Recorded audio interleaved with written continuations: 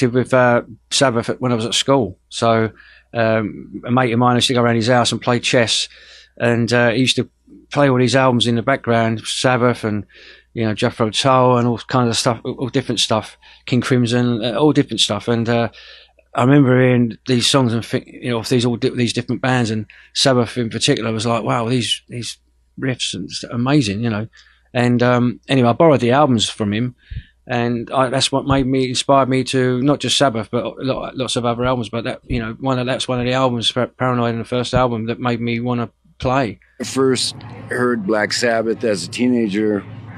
There was a kid in my high school who had his own apartment. He was from another town, had to leave. So it was odd that this kid lived on his own. But he played War Pigs for me, and I made him play it for 5 hours straight. It just blew my mind. I was completely,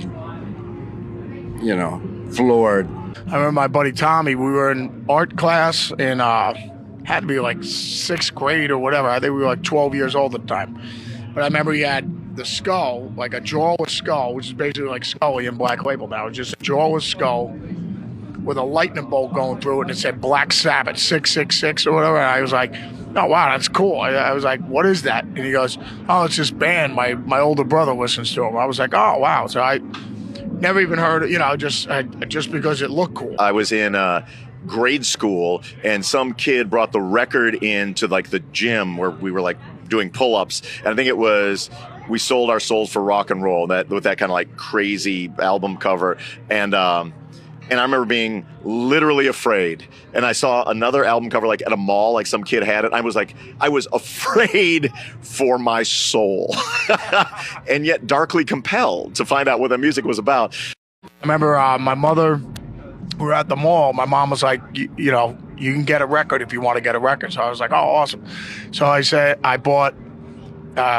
picked out We Sold Our Souls for Rock and Roll because it's a double album.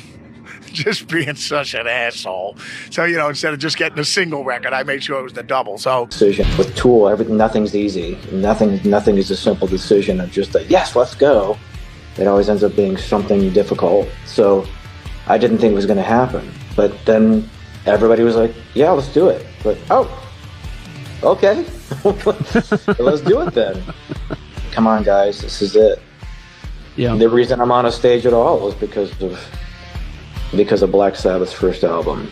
It's a huge fucking deal to be able to get up there and be invited by Ozzy and Sharon to do that. Is just such a huge honor. Just such a huge honor.